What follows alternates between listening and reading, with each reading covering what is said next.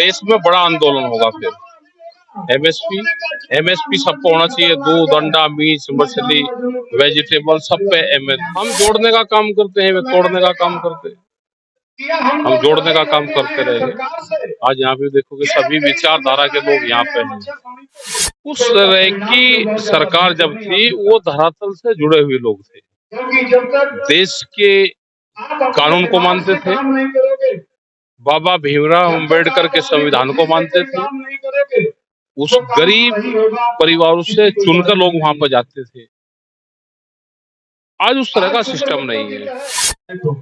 नमस्कार दोस्तों, गांव गुहान चैनल में आपका स्वागत है। मैं अनिरुद्ध चौहान। अभी गांव सिसोली में है और आज किसानों के मसीहा महात्मा महेंद्र सिंह टिकैत का जन्मदिन है।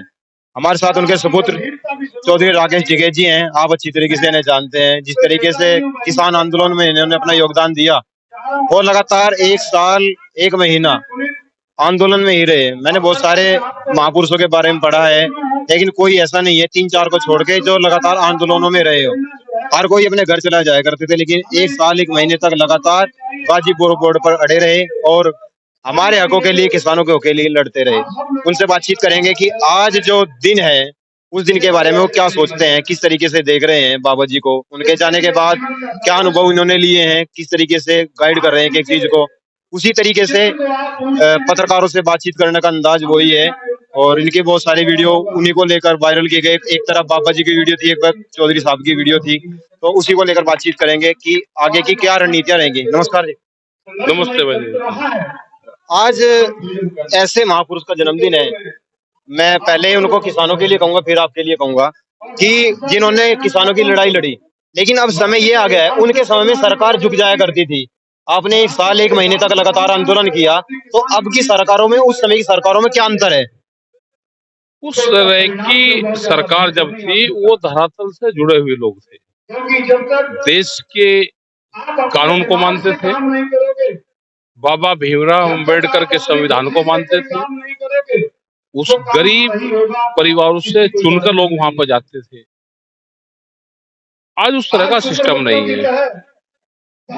आज बड़े इंडस्ट्रीज के फायदा कैसे होगा उनका ध्यान रखती है सरकारें ज्यादा। किसान और गांव के लोग को और कमजोर हों, मजदूर बने देश में, देश की अर्थव्यवस्था में गांव का जो योगदान है उसको भुला रही है। आज की सरकारें, उस तरह की सरकारों में आज बहुत अंतर आ गया। ये बातचीत करना नहीं चाहते, ठीक है। पहले वाली सरकार बातचीत करते थे, लेकिन आज के कोई भी ये बातचीत करने को तैयार नहीं। झगड़ा करवाने पे आमादा रहती है। सरकारें झगड़ा चाहती है कि जनता आपस में झगड़े। पहले वाली सरकार शांति चाहती है, तो ये जरूर अंतर है।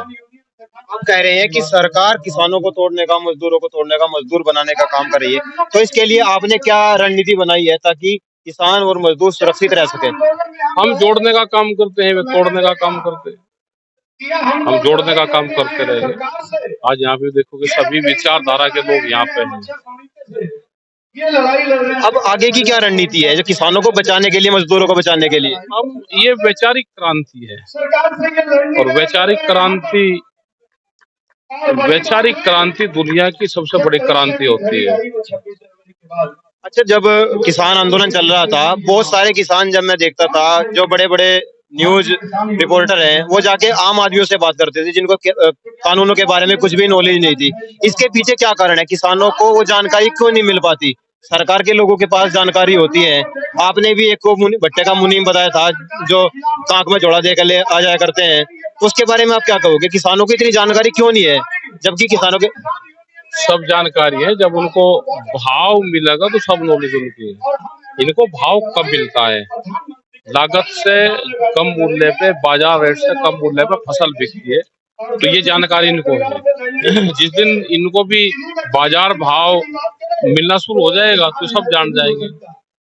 ये टेक्निकल में फंसाने की जरूरत नहीं किसान को। ये टेक्निकल अपने खेत में है, ये खेती करना जानता है, उसका भाव ठीक मिलता है ये उसको जानता है, उसका भाव कम मिलता है ये उसको जानता है, सब जानता है किसान। तो एमएसपी को लेकर जो लड़ाई बात कही गई थी, सरकार उस पर क्यों नहीं अपनी राजी कर रही है? अब सरकार राजी क्यों नहीं?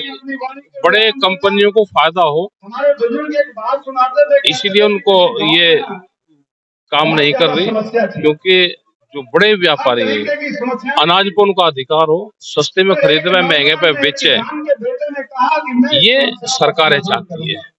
इसलिए ये उस पर एमएसपी गारंटी कानून नहीं लेकर आना चाहती। कानून बन पाएगा? एमएसपी कानून बनेगा? काले कानून भी इसीलिए वापसी किसान आंदोलन ने करवाए और आगे भी ये आंदोलन हमारा जारी रहेगा जब तक एमएसपी गारंटी कानून लागू नहीं होंगे, तो ये आंदोलन हमारा जारी रहेगा। तो ये एमएसपी ही क्यों, मिनिमम क्यों है, मैक्सिमम क्यों नहीं रखा गया? किसान तो लड़ाई लड़ सकते हैं, पहले भी लड़ाई है। पहले ये है कि ये हो जाए, स्वामीनाथन कमेटी की रिपोर्ट हो जाए, जो सरकार ने कहा पहले उसको ही मिल जाए। अभी तो लड़ाई उसी की है, सरकार तो तैयार नहीं है देने के लिए, आप भी लड़ लिए।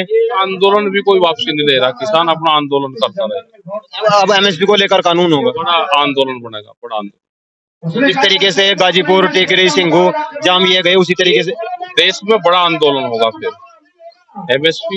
एमएसपी सबको होना चाहिए, दूध, अंडा, मीट, मछली, वेजिटेबल सब पे एमएसपी।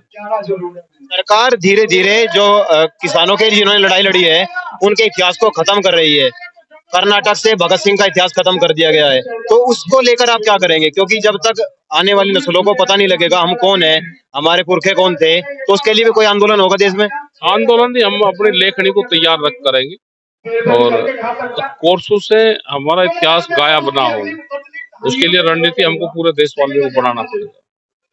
अब जो आंदोलन होंगे उनसे क्या केवल एमएसपी को लेकर होंगे, या जिस तरीके से 25 रुपए बढ़ाए, मात्र 25 रुपए 5 साल में, तो इनके लिए क्यों आंदोलन नहीं होता है? हर चीज के लिए भी होगा, फसलों के दाम बढ़े उसके लिए भी होगा, बेरोजगारी के लिए होगा, आने वाले आंदोलन के इश्यू बड़े होंगे।